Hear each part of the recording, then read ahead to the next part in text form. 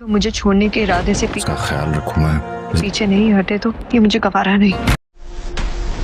As husband, as a life partner, इस बात की तवक्को आप मुझसे प्लीज मत रखिएगा। एज अ फ्रेंड तो मैं मेरा की सारी प्रॉब्लम सॉल्व कर सकता हूँ, लेकिन उसका ख्याल भी रख सकूँ। लेकिन अनायसा को बुलाने की जंग चल रही, दिल जीतेगा या दिमागबाजी ले जाएगा कुछ पता नहीं। अगले एपिसोड में आप देखने वाले हैं कि मिरहा के दिल में ये वसवसे होंगे कि असवंद अपने इस फैसले पर अमल दरामद ही न कर ले जो उसने कहा था कि वो ये शादी आगे चलकर ख़त्म कर देंगे, क्योंकि ये शादी ज़बरदस्ती में और प्रेशर में आकर की गई है। मिरहा अपने इन वसवसों और डर का इजहार अपनी फूफो से भी करने वाली है, जो उसे यही दिलासा देगी कि ऐसा असवंद कुछ भी नहीं करेगा।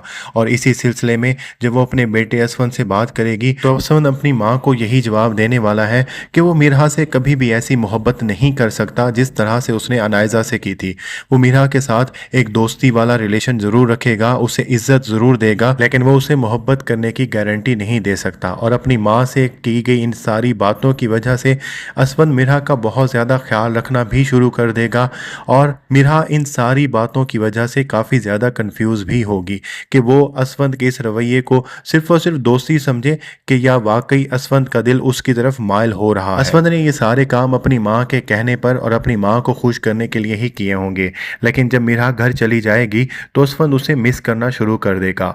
वो उसके साथ बात करना और वक्त स्पेंड करना बहुत मिस करने लग जाएगा। दूसरी तरफ मिरहा का भी वक्त इतना अच्छा नहीं गुजर रहा होगा।